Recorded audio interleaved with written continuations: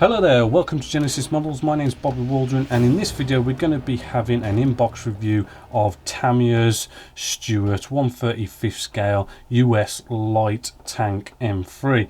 Now this is in, as I say, 1/35 scale, which is what I prefer. Nice box art here.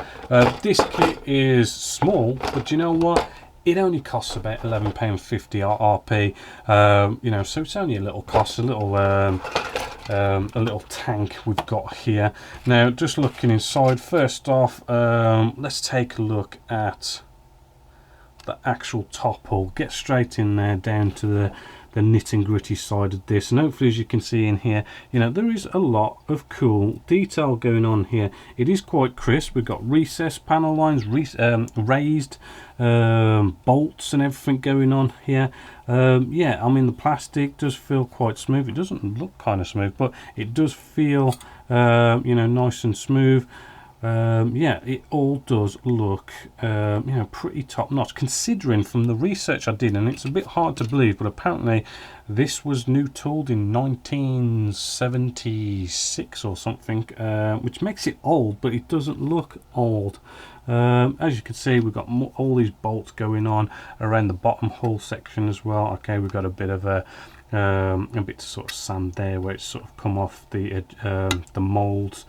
But yeah, I mean, you can't really grumble for the price and for how old it is.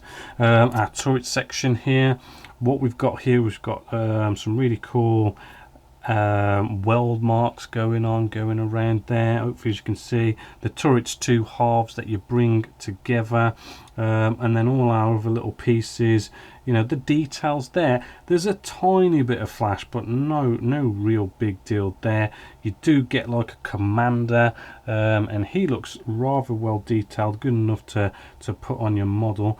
Working our way around, we've got more sort of detail going on. We've got like bits of kit to go around. We've got our MG gun here as well. That does look pretty well detailed. You can't really complain. And as for ejector pin marks, I mean, they are on here, but they're not exactly in places where it's going to sort of hinder your build. I mean, this is a pretty good looking kit, which is going to be very adequate for the job at hand. And being Tamiya, I mean, it's probably going to go together rather well. We do have some more detail here, which is like running road wheels, drive shafts, and idle wheels, and everything like that. The detail is there very well. It does look like a very competent kit, and again, we've got some more detail there. As you can see, I do like the detail on this, and being a nice small kit, it's going to be easy to build. We've also got our tracks here. Right, there is good detail on these tracks. There is one or two areas where we've got this sort of like a little a sink mark or something. There's one or two. There's another one. Every so many, we've got to sort of fill or sand this. I won't advise filling because it is more rubber than plastic, but could sand them out.